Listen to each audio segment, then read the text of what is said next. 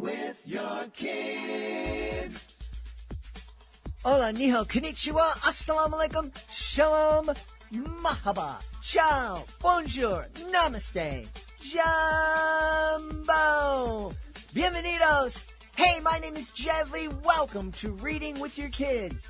We are coming to you from our beautiful studios in the wonderful neighborhood of Reedville, located in the southwest corner of Boston, Massachusetts. We are so very honored and so very happy that you're joining us in our mission to help all families grow closer through reading. We do that by sharing fun, thoughtful, and thought-provoking conversations with fascinating people who just happen to be writing books for kids of all ages.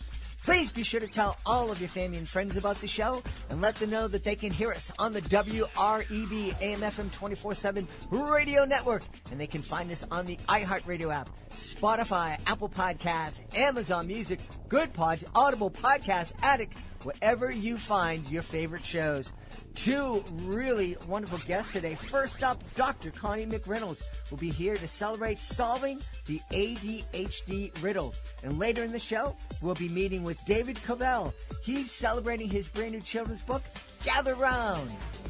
Attention all adventure seekers. Get ready to embark on an epic journey with Tim Wright's The Adventures of Toby Baxter middle grade series. Join Toby Baxter on his thrilling escapades filled with mystery, friendship, and courage. With two exciting books already in the series, now is the perfect time to catch up before the release of the highly anticipated third installment. Book 1, The River Elf, The Giant, and the Closet, is a high-flying middle-grade fantasy. If you like daring journeys, hilarious characters, and heartfelt lessons about confidence, then you'll love the first installment in the series. Book number 2 is River Home for the Holidays, a humorous, tongue-in-cheek middle school age science fiction book. This quest is filled with holiday fun, dangers, and inspiration, sure to capture the imagination of lovers of thriller and fantasy adventures. But the adventure doesn't stop there. Be prepared for even more excitement in the upcoming release of book number 3, Aloha River Home, The Good Prophecy. Don't miss out on the excitement. Start your adventure today with books number 1 and 2 and be ready for Tim's book number 3 when it hits the shelves. The Adventures of Toby Baxter Middle Grade Series by Tim Wright. It's available wherever books are sold. Are you looking for a creative way to bond with your kids? Let me tell you all about Drawing with Your Kids, the ultimate destination for artistic adventures. Join us as we dive into the wonderful world of children's books with renowned illustrators guiding you step by step. From beloved characters to whimsical scenes, unleash your imagination and create cherished memories together. Whether you're a seasoned artist or just picking up a pencil, there's something for everyone at Drawing with Your Kids. Please visit our website, readingwithyourkids.com, and click on the Drawing with Your Kids link at the top of the page and let the creativity flow. Drawing with Your Kids, where every stroke brings stories to life. Join us right now from the beautiful state of California. Our guest is here today to address an issue that so many families need to deal with. The name of her book is Solving the ADHD Riddle. Please welcome to the show, Connie McReynolds. Hey, Connie, how are you? I'm doing great. Thank you for having me. I'm thrilled to be here with you today. I'm delighted to have you on first, but before we go any further, this is such an important topic. Tell us your credentials.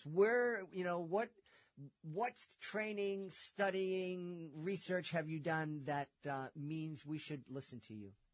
I think that's always a good place to start.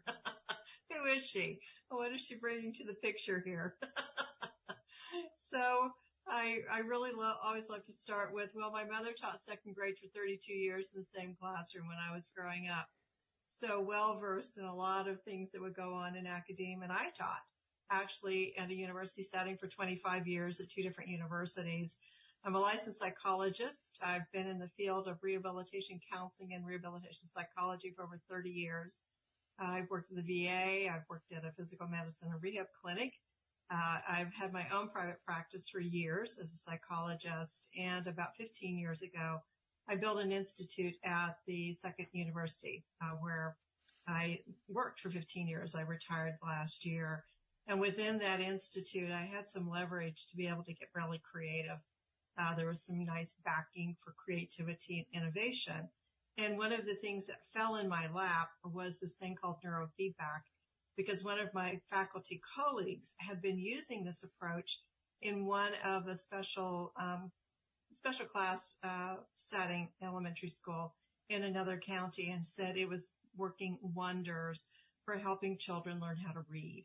And so I became intrigued, in part because I remembered the story of my mother taking a second grader to a university setting 45 miles away from home over the summer, and I was in tow, to help this child learn how to read, because it turned out he had dyslexia, which back in those days, people didn't really know anything about and didn't know what to do. But fortunately, she thought to reach out to this university setting, and they in fact identified dyslexia and then gave tools for him to learn how to read. And that was, I think, probably the seed that got planted all those decades ago. My field has been working with people with disabilities for 30 years, and it's a strengths-based approach. So it's really about understanding what the strengths are, what are the things that are getting in the way of the goals that are being set, and then what can we do to mitigate that to help people reach those goals. So that's me in a nutshell, I would say. So I think we can rest assured that you have the credentials to solve this ADHD riddle. Now, if you tell me the solution to the ADHD riddle is to pop a pill in a kid's mouth, it's going to be a very short episode of the show. Well, I would hope it would be.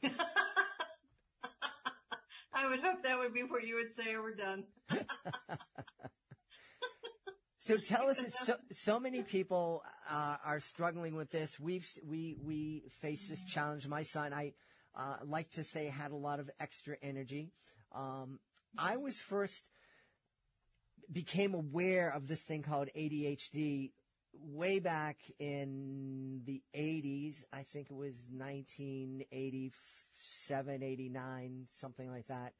And we had a kid who was I was running an after-school program, and we had this kid who had a lot of extra energy. And my first challenge at that job was this kid assaulted one of the teachers before I had gotten there. And it was my job to kind of deal with it. And as I was sitting down learning about the situation, the mom brought in a psychologist to explain to me what ADHD was. And he gave me this explanation. And at the end of the explanation, I said, "Sounds like a boy." And that didn't make him too happy. And it also didn't make him happy when I gave the kid consequences for hitting a teacher. Yes. Do all of that. But that was decades ago, and I was a dope, and I didn't know anything. So tell me where I was wrong. Well, I don't know that you did, because we can only do what we know. Mm-hmm. And that's really why I have written this book. After 15 years of doing this, and the fact that we finally solved and have the ability now to help people kind of wherever they sit, and not the ones that can just drive to my clinics. We now have telehealth options to do the same kind of services that we do in my clinics, which really is opening the door for a lot of folks. It's really about understanding, I think, the causal factors, what I call the root cause of the behaviors that are associated with the label of ADHD. So that's how I stack it out, is that we have all of these superficial approaches to ADHD, which is just simply, and these are my opinions, I think we have kind of this historical approach that we look at symptoms and try to figure out which box they fit in, which is why, a psychiatrist will look at a set of situations and say, oh, we need meds. A behavioralist will look at this and say, oh, we need a behavioral intervention plan. Go down the line of the service providers, and whatever the orientation might be, then they are going to kind of be in that realm. I've never felt like I fit in any box. And so I've always been a sort of outside the box thinker and doer. And that, I think, helped me, because when we started this work, what I started recognizing is that parents had a very similar story all the time. these traditional interventions were not working. Maybe they'd been down the road of the medication.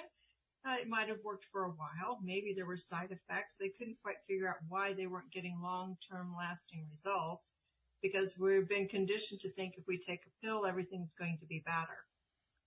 And that's a lot of things to work around, really, in this culture, is the pill mentality that you're kind of talking about here. Yeah.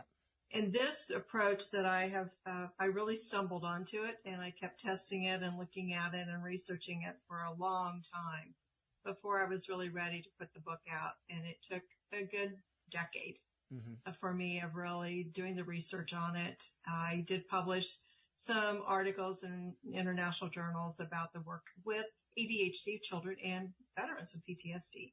And so the whole purpose of this has been to change the narrative around ADHD.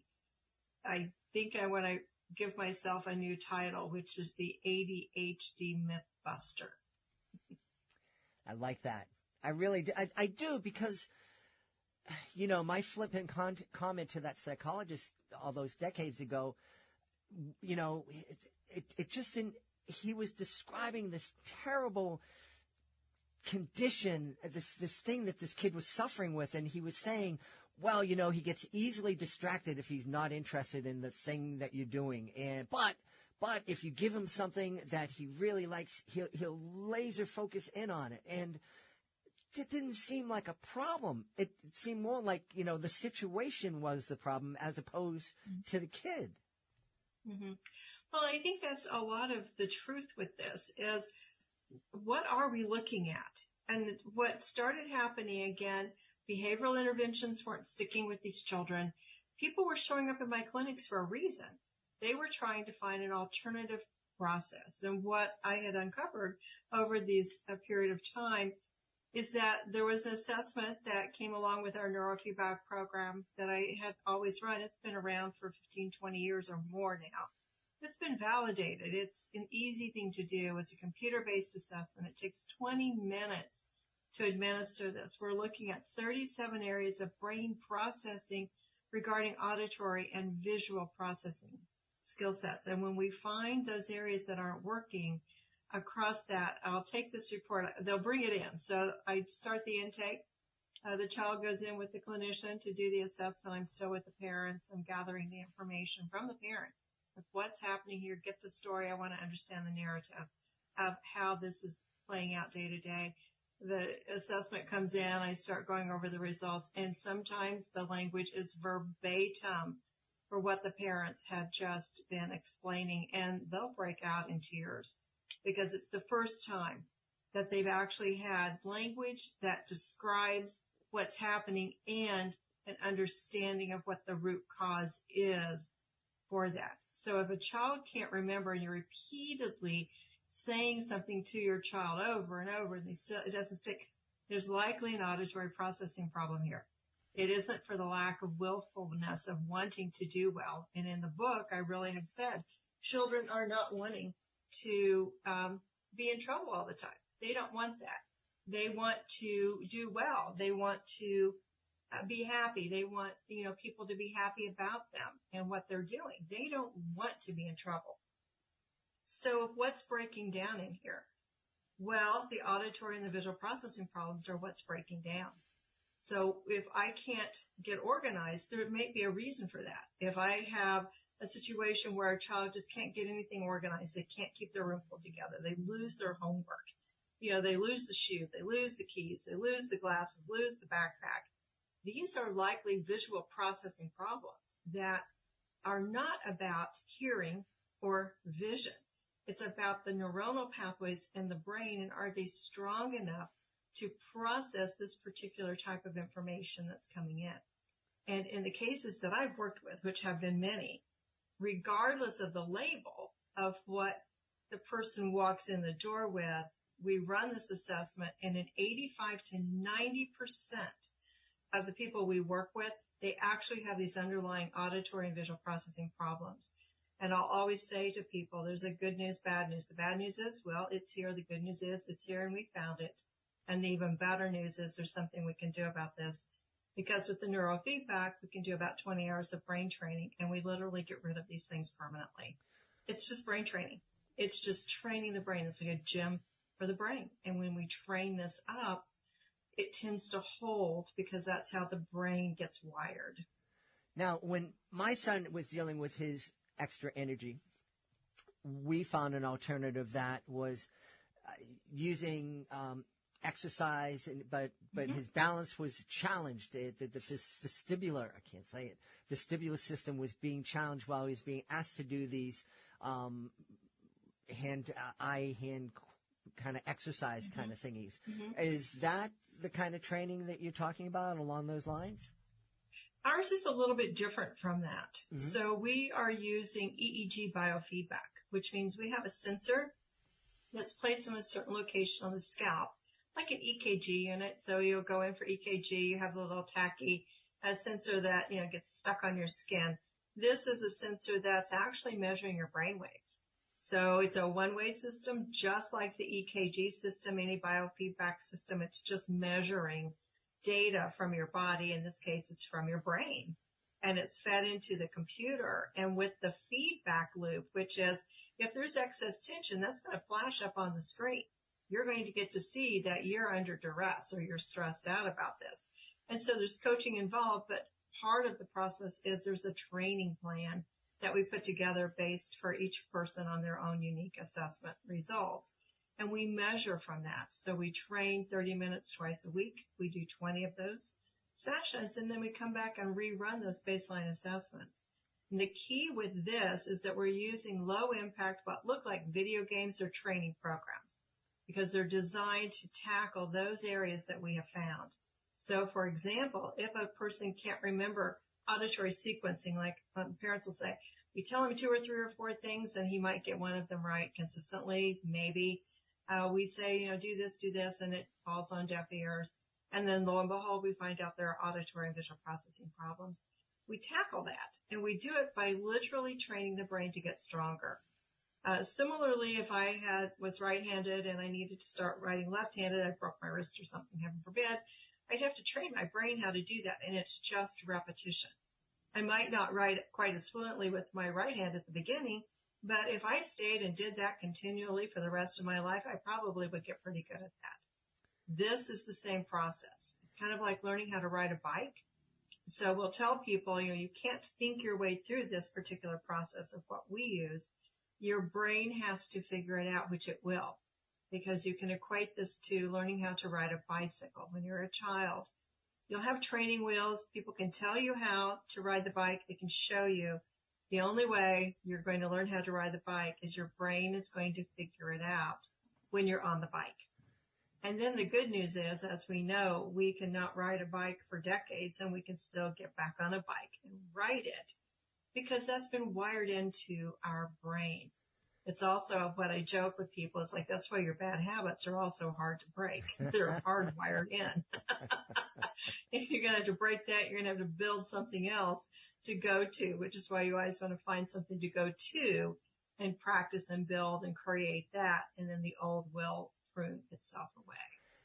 This is really fascinating. We've learned so much about the brain and how it works, but I'm guessing we've only learned, it's like the ocean.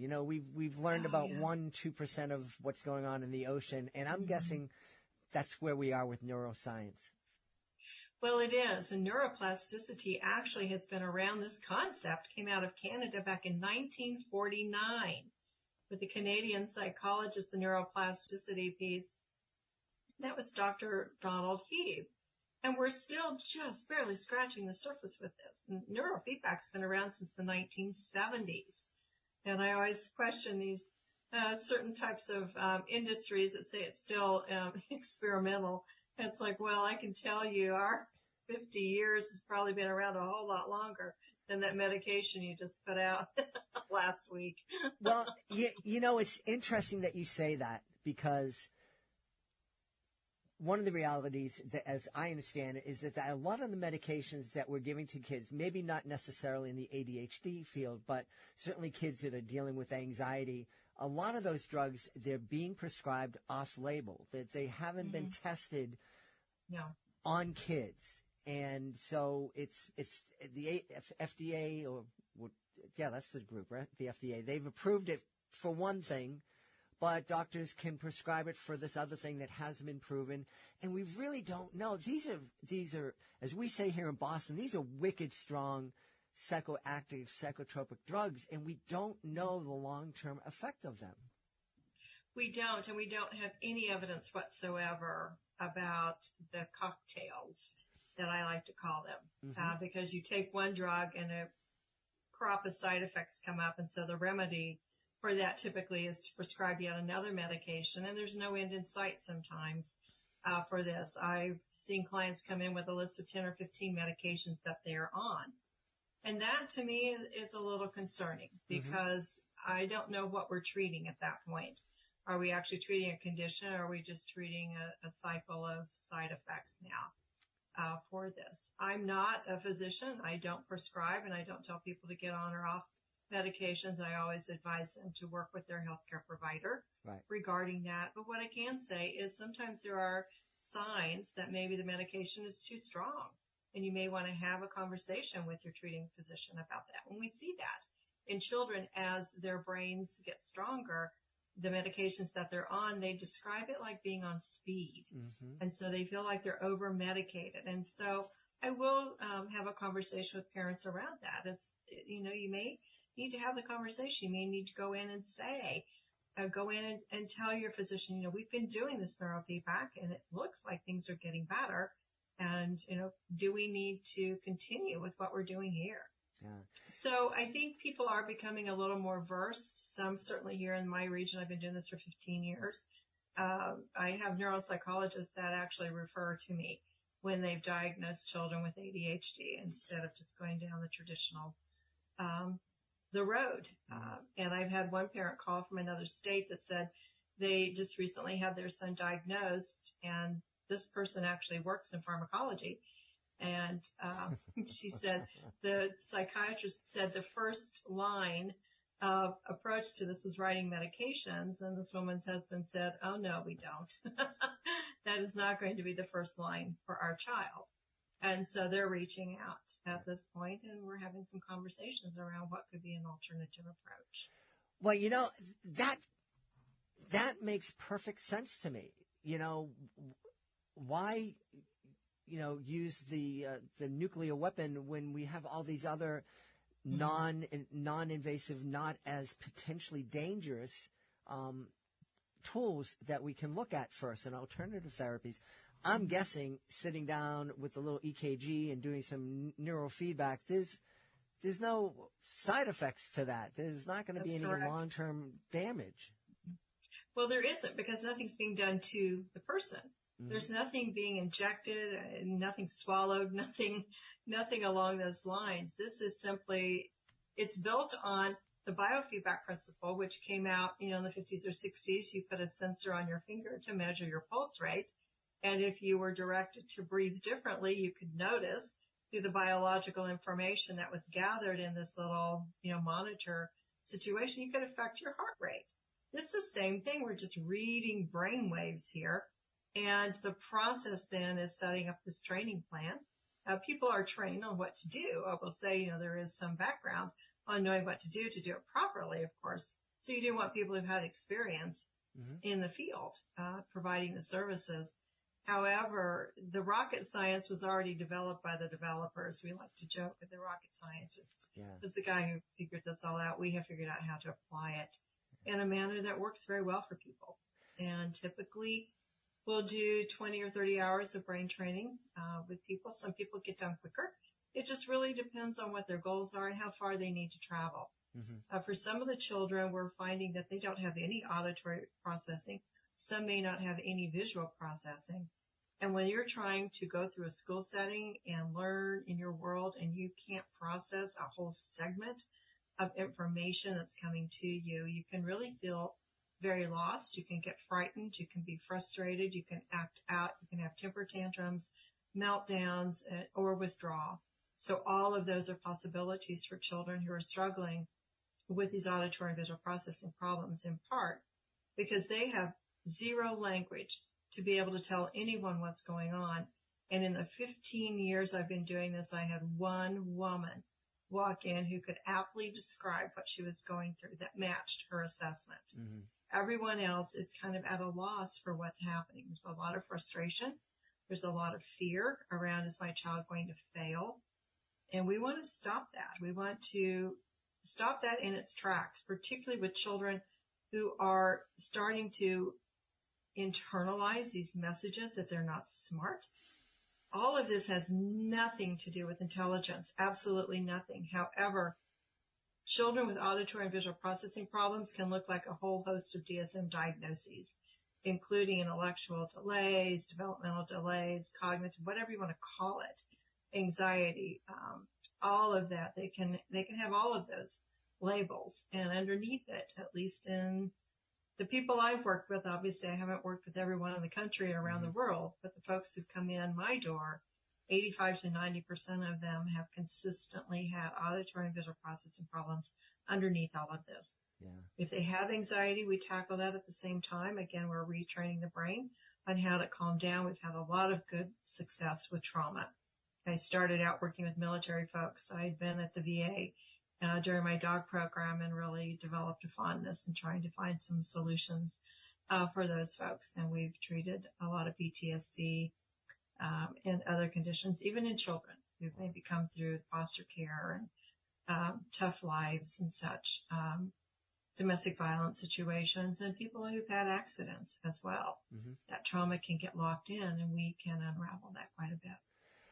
I imagine that one of the challenges that parents face when they're dealing with this issue is that it's hard for them to speak up and disagree with a doctor or with a school principal or a school psychologist. I imagine a lot of families will hear, well, I'm the expert. I've dealt with this. I've seen this. And how dare you question my authority and my decision here? What would you say to a parent that's listening to this that has experienced that has gone in there and tried to say, no, I want an alternative. I don't want my kid to go down the medication road first. Mm-hmm. Well, it's very real. And out here, I've actually had parents walk in where they had a principal tell them they had to put their child on medication, which is illegal to do. They cannot mandate that you put your child on any kind of medication. They can't do it. It's illegal to do so. So first and foremost, they need to be informed about their rights. And that can be a tough piece. In the book, I actually have some information on the IEP and 504s for listeners in the United States. So those are the educational plans, support plans for accommodations in the classroom. So I have some materials in there. I have some tips for parents and some tips for parents and teachers. I'm sorry, for both. And it really, I think parents struggle because they don't want to offend the people that are working with their children. There's that rub. But I think your responsibility is first and foremost to the child, to your child, and trying to figure out what is the best pathway here. And I think it's very important that if you're not in agreement with this, it doesn't matter what that person's title is. If they're engaging in that kind of language, that's a type of bullying behavior, quite frankly. Yeah. It's using a position of power to overpower someone else's decision, and that is inappropriate. Yeah. That just is not how people are to really be responding to these situations. And each school, though, is a little bit different. A lot of it depends on the administration, quite frankly, of how each school is run. We can have a really good school. We can have administrators change. And then we can have people who are struggling in that same school, similar to what your story was, where you ran into a very different orientation in these schools. Mm-hmm. Sometimes people just have to change schools. I'll be quite frank. And we've had people do that. We've got a parent now who has figured out that this is not a supportive school system, and they are moving schools. Yeah. And I've had people who have done that and have been grateful for doing so, because they find teachers who are supportive of their child, who are willing to listen, who develop collaboration. It absolutely should be a collaborative experience with everyone involved. There should be no pushback. And if you are getting pushback, that should be a red flag that there's something going on there. Absolutely. And remember, parents, it doesn't matter who you're talking to. When it comes to your kid, the title of mom or dad or grandparent, that trumps psychologists and doctors and principals and all of that. You are your child's. We love to say that you are your child's first and most important teacher. You're also your child's most important advocate. Mm-hmm. And it really does boil down to advocacy in so many cases.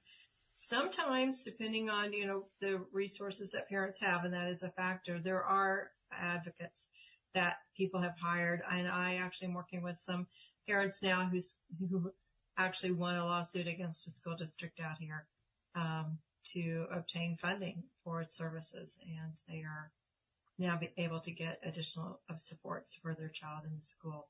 And I'm always sad that it has to go to that realm to just be able to get accommodations for a child who needs them. I would like to see schools, and many do operate differently, so I'm not casting dispersions across the entire field here. In my seat, I'm seeing a lot of it cut across a lot of school districts out here in Southern California. Yeah. Hey, just one question. You said that you've had success helping kids deal with anxiety and veterans deal with PTSD and folks who've been battered. Dyslexia, could this be something that could help a kid who is experiencing dyslexia? Well, the answer is absolutely yes, because dyslexia is a visual processing problem. Duh. So, yes. So we have people come in with all kinds of diagnoses. And I probably, if I could go down the DSM-5, there's probably been someone that walks in the door with almost every one of these diagnostic criteria at some time. And I'm always so thrilled when we can throw that label out the window when we're done. Excellent. And it was like, let's just get rid of that because I think it was something else. It doesn't mean that there aren't legitimate diagnoses of other conditions, and I'm really clear about that in the book.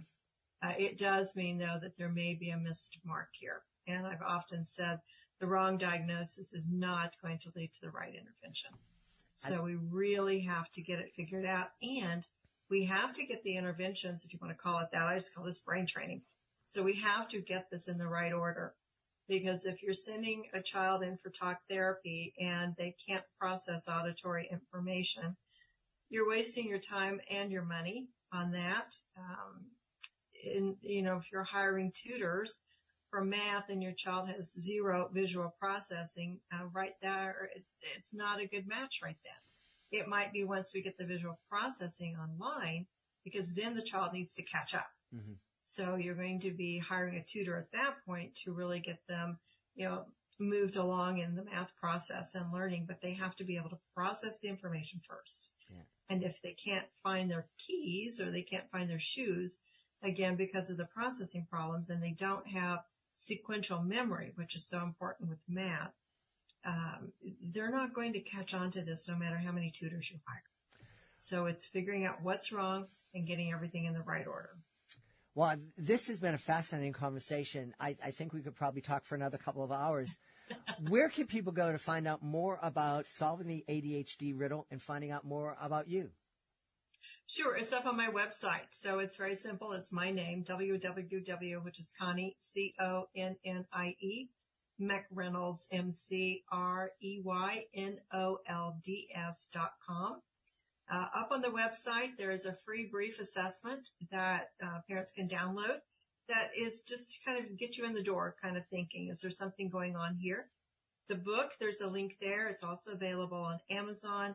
And if you sign up for the newsletter, and I promise I'm not going to pummel your inbox with a lot of emails, but if you sign up for the newsletter, you actually can get the first 3 chapters of my book for free. Oh, great. Which will help you kind of understand MA in the ballpark. And in the book, there are 2 chapters, one specific to auditory processing, one specific to visual processing.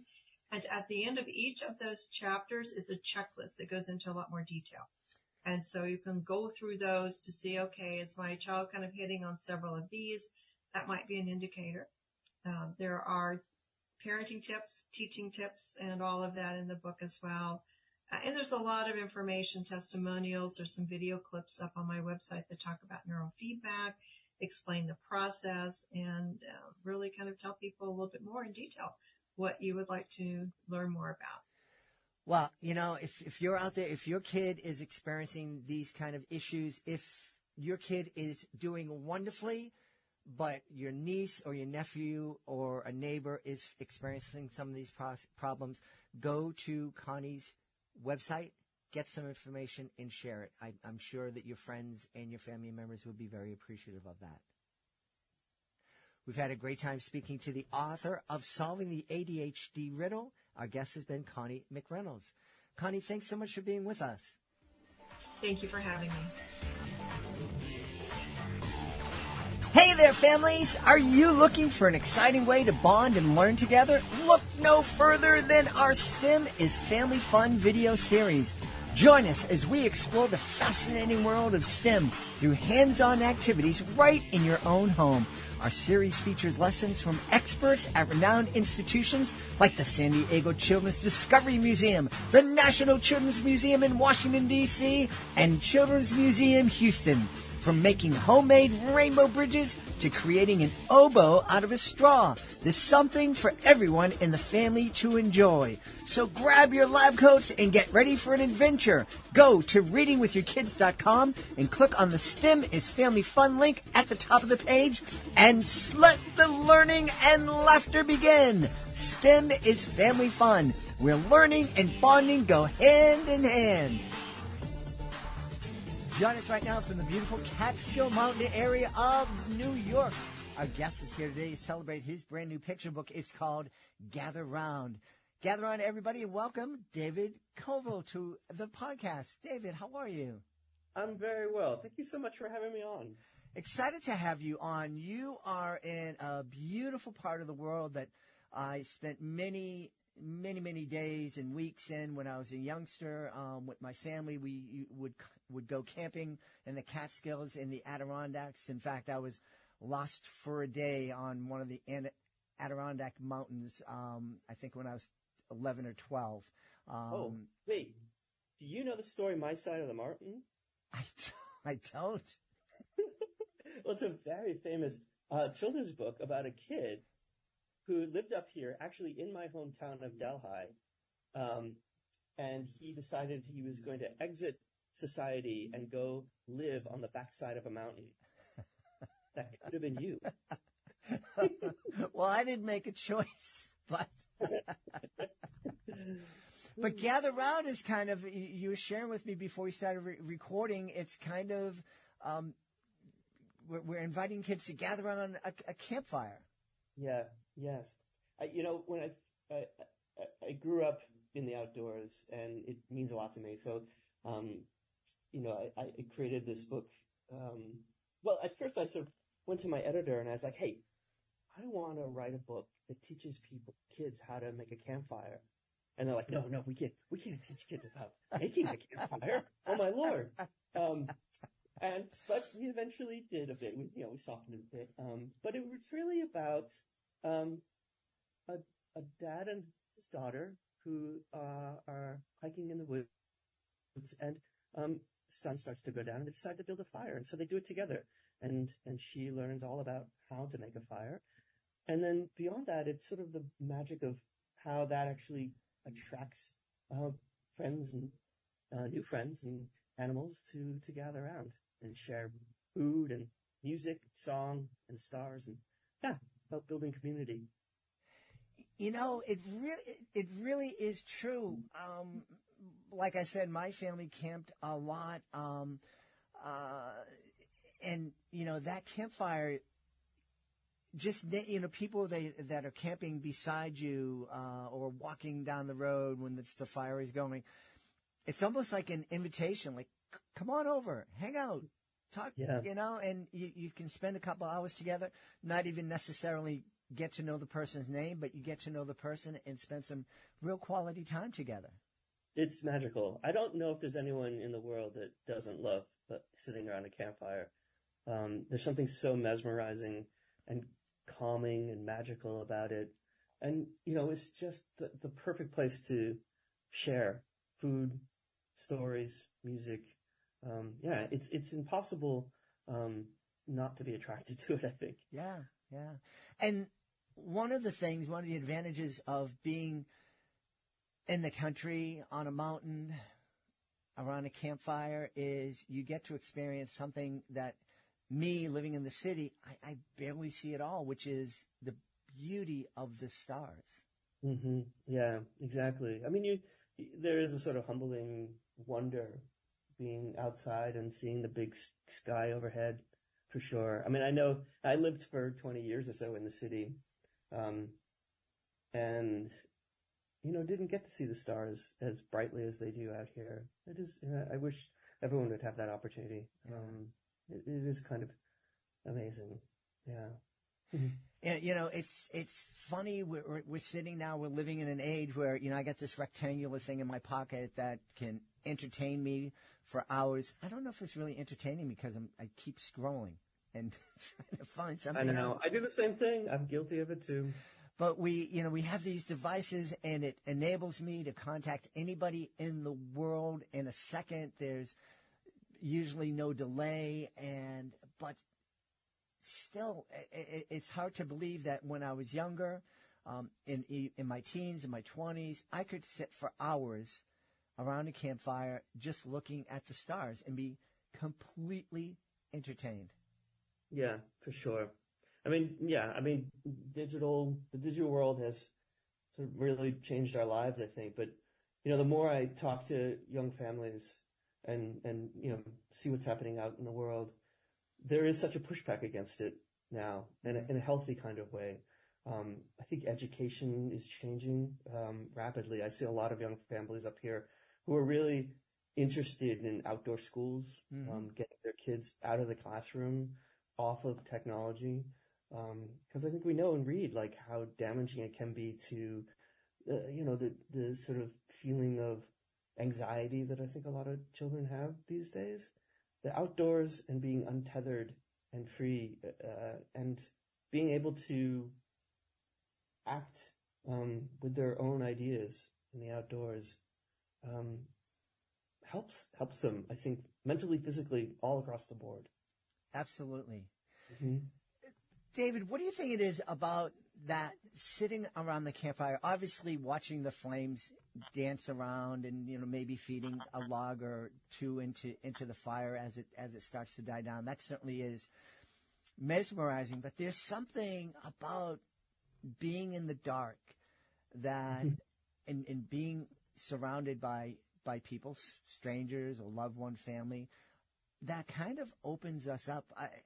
I remember having very deep, very intense conversations sitting around campfires. Mm-hmm. Yeah. I remember my dad taught me how to build a campfire long, long time ago, and going through it step by step, and knowing how was kind of amazing. But then, just sitting around first as a family and then as friends. I did it often when I was in high school too. I had a group of friends and we would go down to the beach and make a campfire. And it was lovely. It really sort of quiets the whole world down, I think, in a way. And being in the dark, sure, it's can be a little scary. Maybe there's always the feeling maybe there's shadows or creatures that might be in the dark, just beyond the light of the flame. But then that's also a shared experience. Mm-hmm. Being with friends and that protective sort of warm glow of the fire. Truly bonding kind of feeling. Yeah. I also learned how to start a campfire at a very young age, and I'm not surprised that you got some pushback initially when you talked to your editor and said, I want to write a kid's book, teach them how to start a campfire. It seems that we are still trying to bubble wrap our kids and prevent, no one wants their kids to get hurt, certainly don't want their kids to get hurt in a fire. But we also want our kids to grow up to be independent.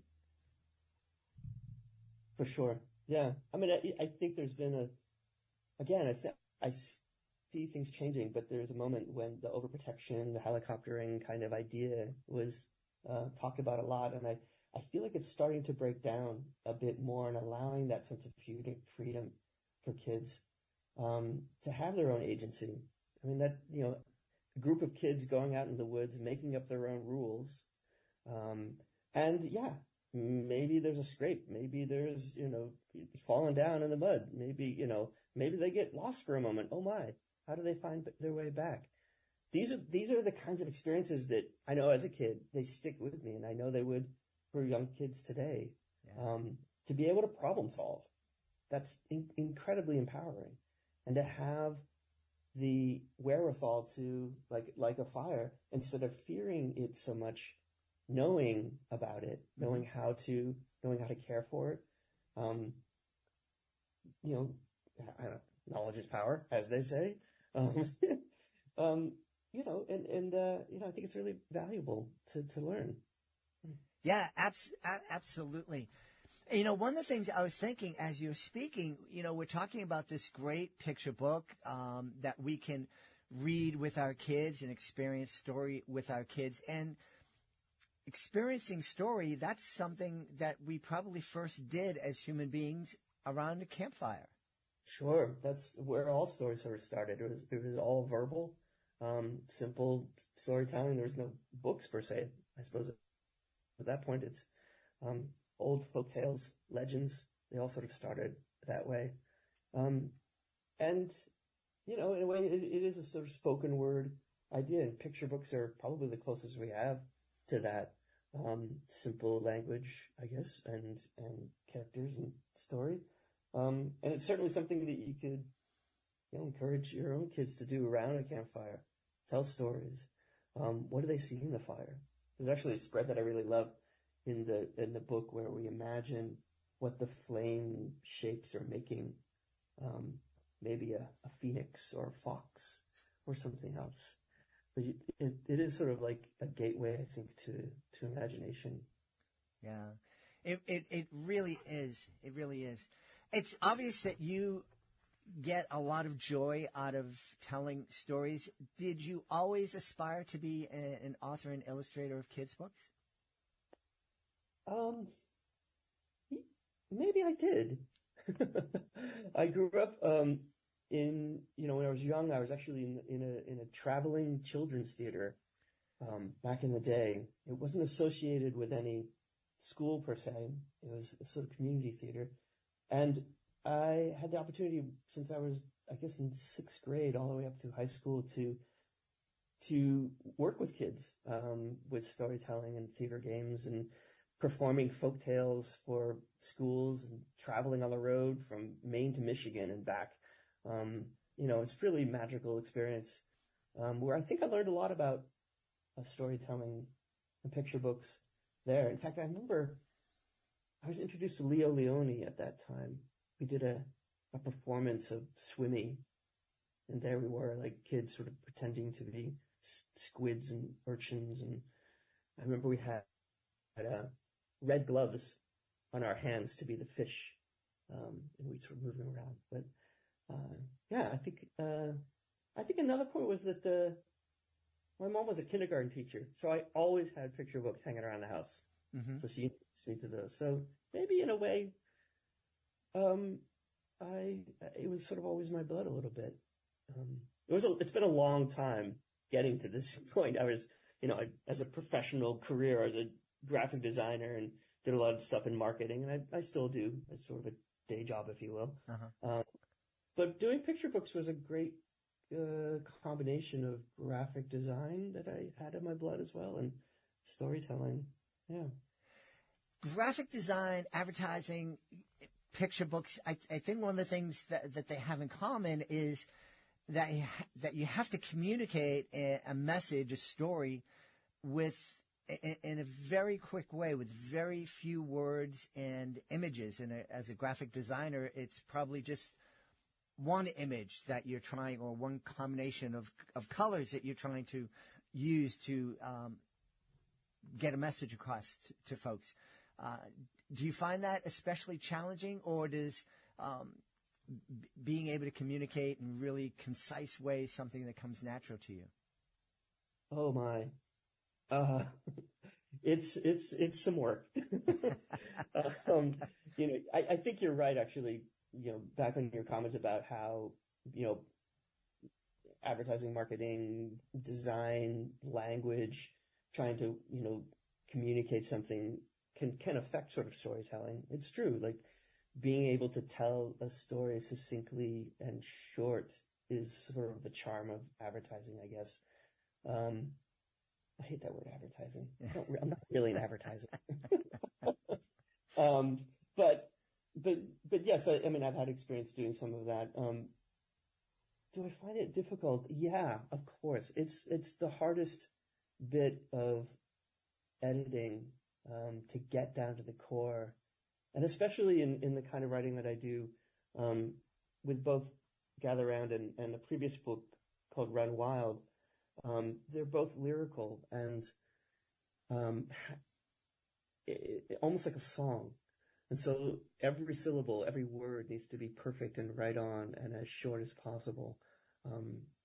And getting to that point takes a while. In fact, I'll share a bit about Gather Round. It was quite a process for me working on this book, because at first I had grand ambitions. The idea of a fire. I had ideas that this book was going to go back to the beginning of time, all the way back, and tell the first, the story of fire through humanity from caveman all the way up. And it was very ambitious and a little bit conceptual. And my very wise editor kept pushing and pushing. It's like, that's good. But I found that it was almost too clever and not have an emotional core to it. And so it took me quite a while to sort of peel back the onion, if you will, like take all of those smart, clever ideas I had and get down to the core of a relationship of a father and a daughter, and that building idea and that an invitation to others. That took a while. Yeah. It's wonderful when we're able to partner with somebody that can help us discover what it is we're trying to say, what we want to say. Mm-hmm. For sure. Yeah. And my editor at Penguin was that for this. Even when I was stomping around and grumpy and why isn't this working? Patient and I think she knew where it could go and was patient enough to let me find it. Awesome. Well, should we give her a shout out and little attaboy here on the show? Absolutely. Tracy Gates, hello. you were there at the core of it. Thank you so much. I think that's one of the things that we can do as parents when we're reading books like Gather Around with our kids is, by asking them questions and letting them answer and letting our kids know that we're really interested in what they're thinking about, and we're not so much interested in telling them how to think.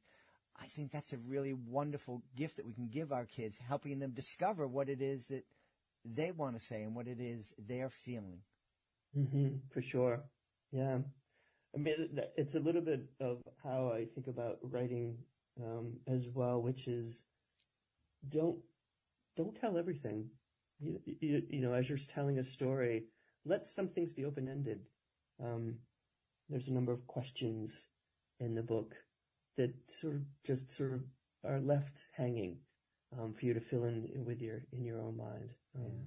And I like that invitation, that openness, to really sort of hopefully let the kid or reader into the story itself. That's real important. Mm-hmm. I think so. I also hope, obviously this book, we're hoping it's going to spark some great conversations between parents and kids. But going back to something that you said early on in our conversation is, I hope that this book will inspire families to get out into nature together. And there are a lot of kids, there are a lot more kids dealing with issues of anxiety today. And, so many of us, rush to the doctor or the counselor or medicine. And I think some of the anxiety might be cured by just going out and sitting underneath a tree or sitting around a campfire. I think you're right. Again, I go back to the idea that kids should be able to go outside of their own, in their own agency, figure out what they can do, make up the rules, without parents around, and guiding them and saying no, because they'll figure it out themselves. And in that process of figuring out, that therein lies, I think, the feeling of power, empowerment. Yeah, absolutely. The other thing I would say about being outside, and something that this book does too, is, you build a fire, and people on the horizon end up joining, and they're people that we may not know, and we also sort of live in a time when, unfortunately, the idea of stranger danger has sort of like pervasively, like almost overshadowed the idea of being open and inviting to people. We don't have to be as fearful 24/7. Yeah. I think that sort of, puts up barriers, I think, in a way. And to teach kids to sort of be wise, but also inviting, I think is a good thing to aspire to. Absolutely. I agree.